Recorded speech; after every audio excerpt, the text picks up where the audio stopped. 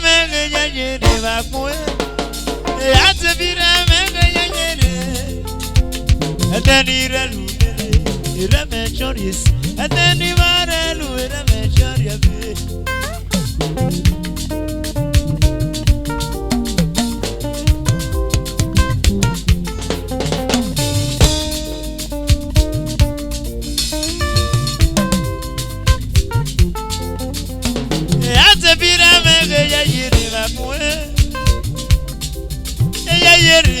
Krishna, all the way from Ferrara. Krishna, oh no more. Omo no yeli Ferrara.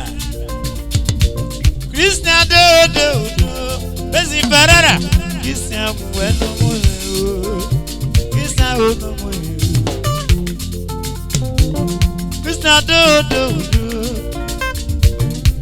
Krishna do. Omo no yeli Ferrara. Krishna no more. Krishna atabira mege ya yere bakwe. Ya yere. Adani ralu leli. Ira me chorisi. Adani warelu ira me choryabe. Ira me choryabe bakwe. Osasiyo bede bueno moyo. Krishna me no. Omo no yeli Ferrara. Yaroboni Krishna no doge. Omo no yeli Ferrara oduwelele. Krishna o no mo. Krishna do. Krishna do.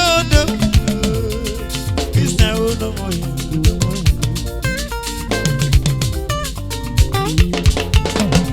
Atabira mege ya yeri. Atabira mege ya yeri. Oh, adani la lulele, ira me choris. Adani warelu ira me choriabe.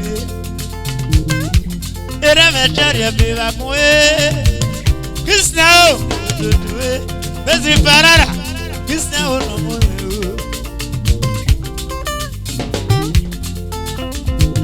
Krishna do.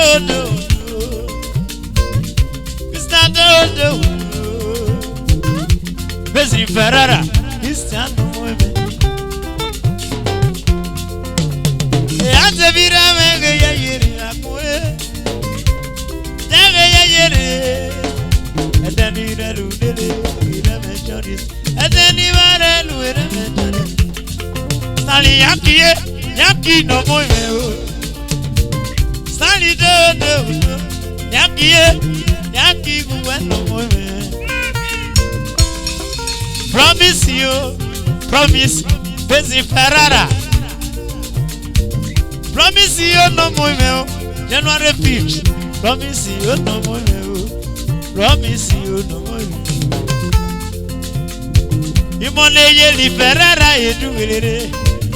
Promise you no do. Krishna, Bezi Ferrara. Krishna no more. Sali yaki guwe no more. Yaki guwe no more. Ena kevale, imone rive bolipo. Eduwelele o. Yaki no more.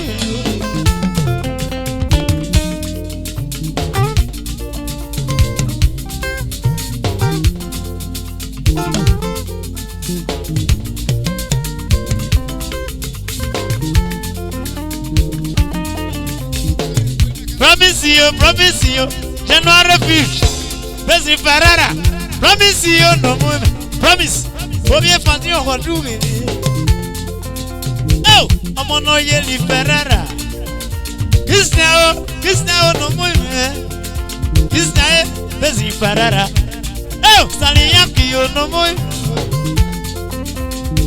Yaki do. Yaki do. Sali yaki yo no more. Promise you no more. Promise Bezi Ferrara. Ferrara machine. Promise you no more. January 5th. Promise you no more. Promise you do. Promise you when no more. Busy Ferrara. Promise you don't. Sally Yaki. Yaki no more. I'm on no yellow. Promise you. Busy Ferrara. Busy Piaro Body. I'm on no yellow Ferrara. Sally Yaki no more. Yaki no more. Yaki Ferrara machine. Promise you, January 5th, na your day. Promise you, no more mail. Stanley, Yaki, Stanley Yaki, do. I'm on no yellow, Stanley, Promise,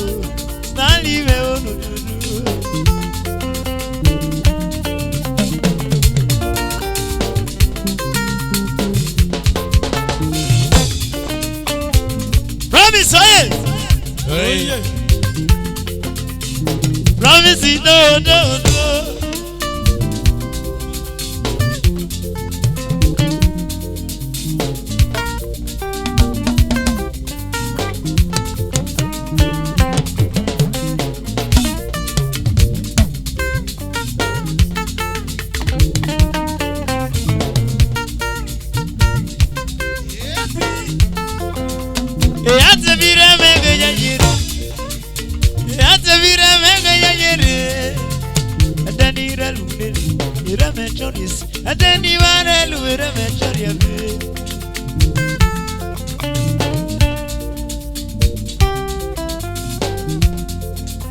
And then you are a little and then you are a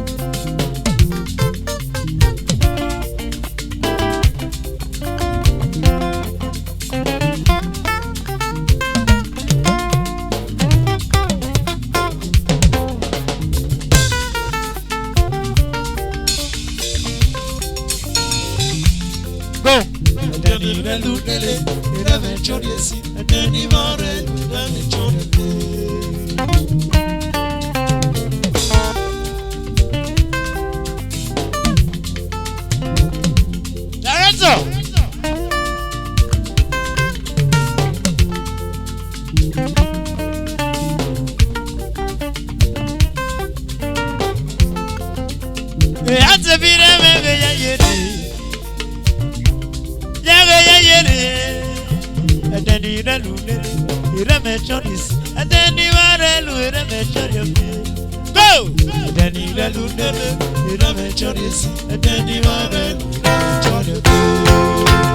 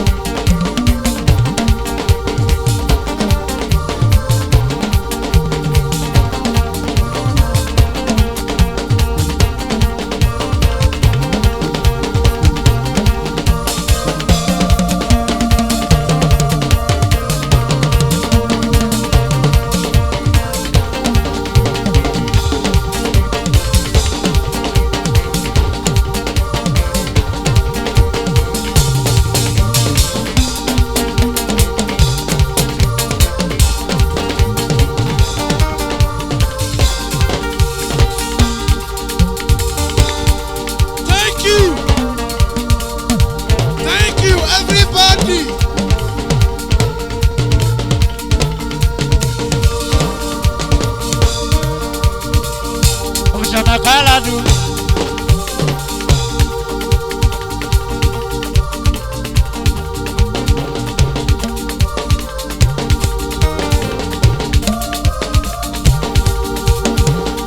Odumana world.